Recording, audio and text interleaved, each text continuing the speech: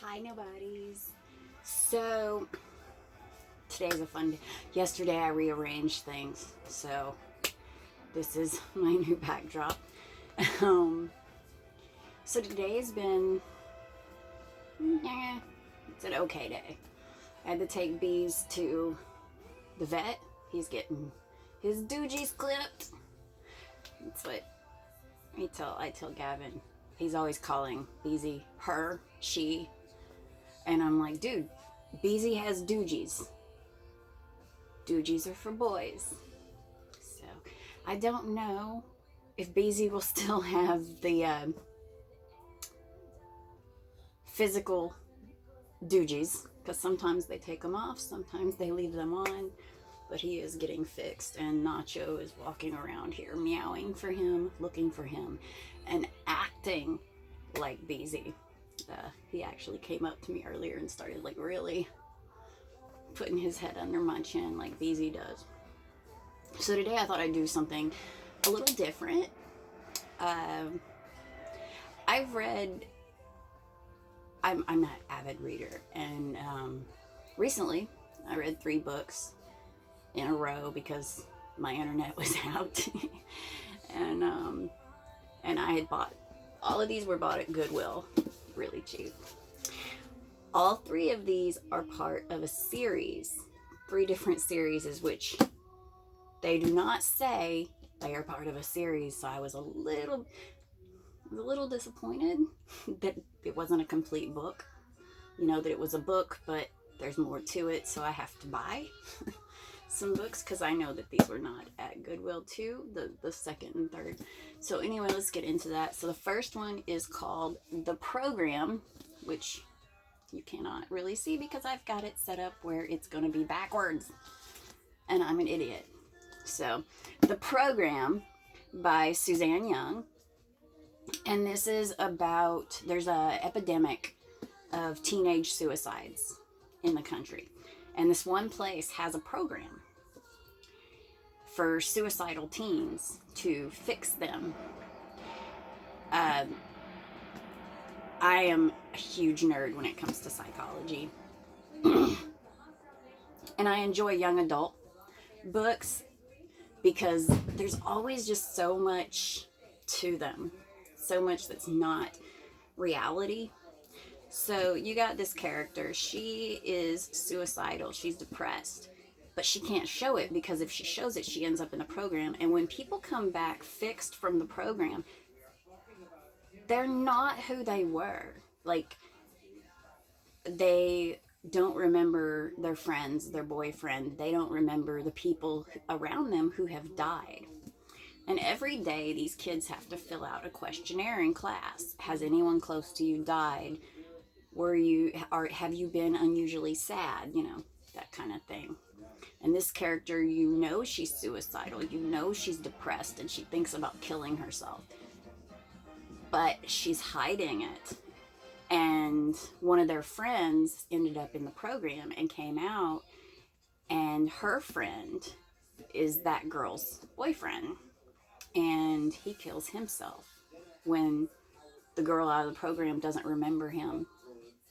He kills himself and sends the main character's boyfriend into a depressive state where he ends up in the program. And then she ends up in the program. So you kind of go through all that. And there is a sequel to it. What I loved about this book is the idea that a pill can target a memory, and then a second pill can erase that memory. The implications of what that could do for somebody with PTSD just like sends my mind into hyperdrive. I love the concept of being able to remove things from somebody's mind. Now, they go too far, of course, in this. They do go way too far, and they basically take out anything that could upset the person. They take away, you know, like this girl's love for her boyfriend. You know, she's absolutely, totally in love with him, and they completely erase all memories of him. And that's pretty sad, but you know, the powers that be decide what you need and what you want. So there's like 3 books in this series. I've only read the first book. I've got the other 2 on my wish list, and I will probably order them from eBay in the near future because I do want to read them, and it'll be cheaper to go through eBay than to buy the ebooks. So that's The Program by Suzanne Young. Complete work of fiction, but I loved it. Then we got The Unbecoming of Mara Dyer. Mara Dyer. And this is by Michelle Hodkin.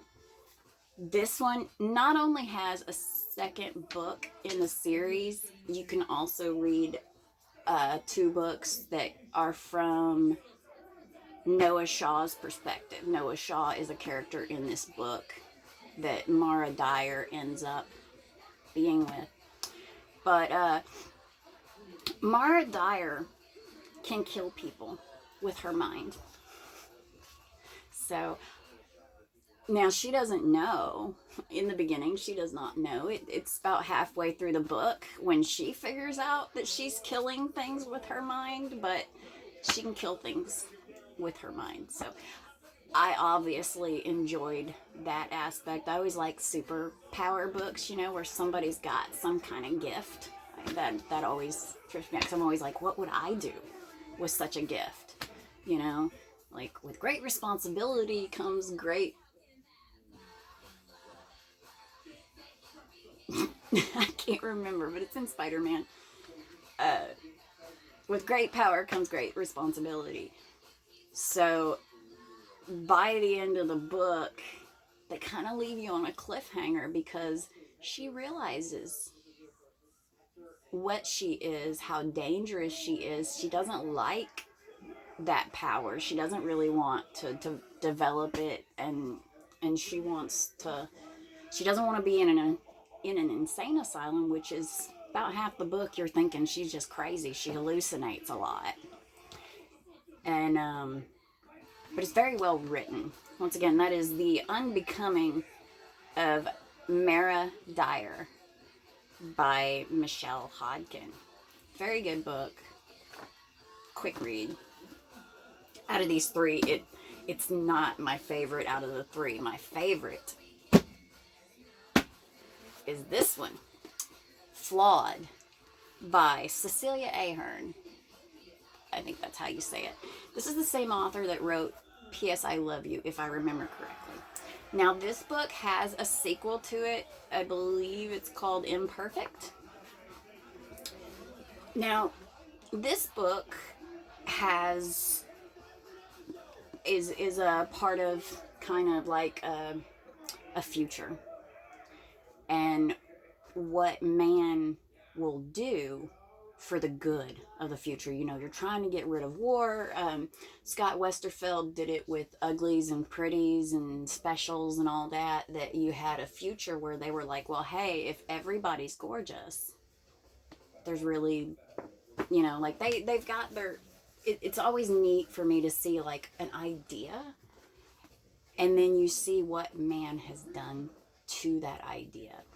Now, in Flawed, the society is set up to where you get branded with this circle with an F in it for breaking moral laws.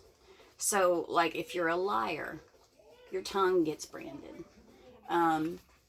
There's a brand on the temple, which means it was an error of judgment type of thing. You know, like, you did something you weren't supposed to do. But not like a crime, like prisoners go to prison. No, these are moral violations. You got, there's one on the heart for disloyalty. There's one on the hand for theft. And I can't remember, there's one for like the sole of your foot.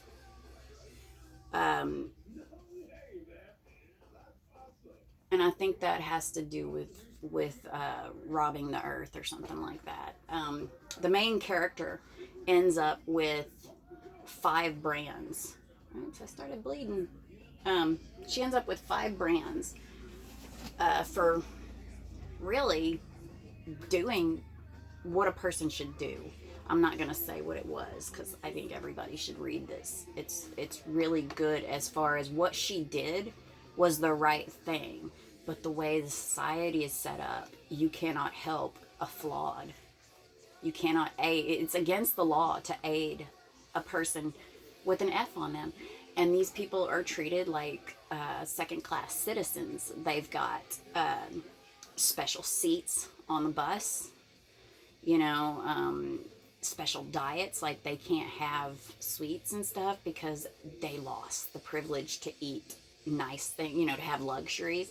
And to boot, not only do they have the brand, they have to wear an armband that shows them as flawed.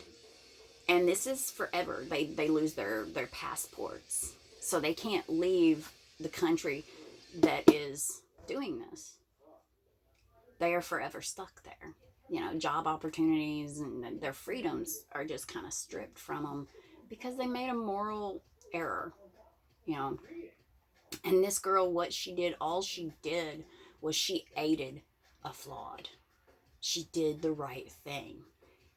But she's a strong person. She is a really strong person, and they did a really good job of showing you her strength, giving you insight into how her mind works, that she is a good person, and things are bad. And the man that judged her, he was, kind of like God over everything. He had way too much power. And so I like books like that, where they take a concept and you see it to fruition to where it's gone rotten. It's no longer a good idea. And that kind of segues into how I feel about governments. Every time I've looked up the definition of socialism, capitalism, communism, in and of themselves, the definitions of such things are idyllic. They are not, before I get into that, Flawed by Cecilia Ahern. All of them are good in the small. Once they get big, they expand to where the leaders don't have to see the people. It gets all twisted. It turns rotten. I mean, anytime you've got people in power and those people are not accessible to the little people, there's so much room for corruption. Democracy is great. They learned that from Indians. It was kind of an Indian concept, and that, when you see like a commune, everybody who works gets fed. In the Indian tribes, as long as you did your part, whatever you could do, they kind of kept you. You had to do something bad to be ejected. But they took care of the infirm. They took care of people who couldn't pull the same weight as another person. They would find what you could do, or you get, just like, hey, this is a member of our community and they haven't done anything wrong, so we're going to take care of them. But everything small-wise works. A commune works as long as it's not like so huge. I mean, if you can go see the guy who makes all the decisions, and if he's accountable, if he's held accountable for bad decisions, and he can be voted out, he can be usurped with the community behind whoever says, hey, you've done a bad job, your time is over. It can work. big wise, you know, when you look at our government, I can see somebody doing something wrong. You know, I mean, we see the news. Anytime one of our congressmen votes against something that can benefit me, I feel like I should be able to go tell him, you know, go say, hey, this is not what you voted for, we don't need. What you didn't vote for, we do need. You know, I am one in 600,000 people that person's accountable to. And if I'm the only one who's paying attention, I can't get to this guy. I can't make an impact. I have to get all of those people to come up and go, dude, you're fucked. You know, you fucked up. You pissed us off, you know. And the thing is you can't get that many people in such a small area to do something. You can get 500 people from across the country to band together and do something, but you can't really get 500,000 from a state or a congressional district. You can't really get all those people together because there's going to be half and half, you know, possibly saying, well, I agree with him because your plight is not my plight. That's why I say it's hard to get all of those people together. Whereas when you're in a small community, your plight is very similar to everybody else's. If the crops are not growing, that's a problem for everybody. The crops not growing in Mena, Arkansas does not affect the businessman in Little Rock, really. I mean, yeah, his produce bill's higher, but that's it. His livelihood is not affected because that's not his job. And, you know, that's why big wise it doesn't really work, and they can distort anything.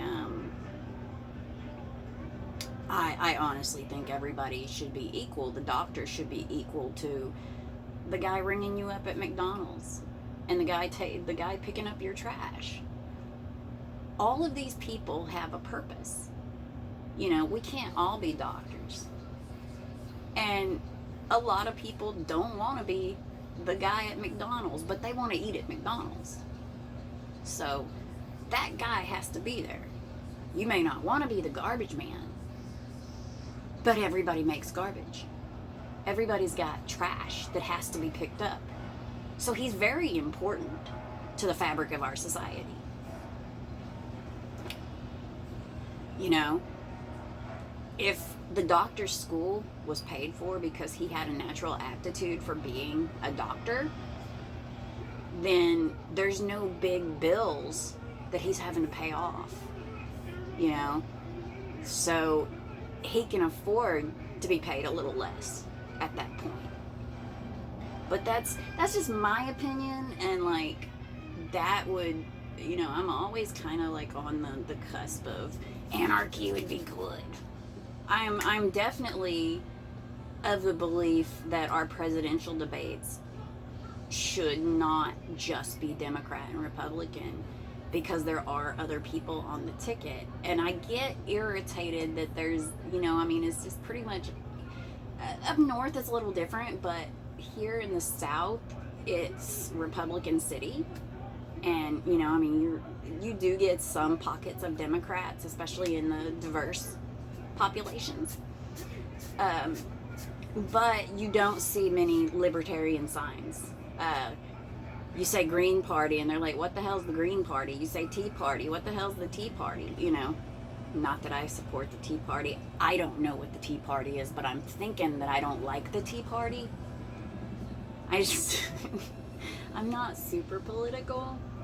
I'm only paying attention because Trump embarrasses the shit out of me, and I hate Mitch McConnell. Like, I just he makes my cooch dry up.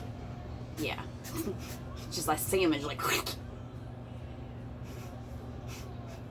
sorry. TMI, right? So anyway, that's it for me today. I'm gonna go. I have had a decent day. I'm not going to say a wonderful day because that would be a lie. But I've had a decent day. I hope you had a decent day. As always, every moment is an opportunity to turn things around. Have a good night. Bye.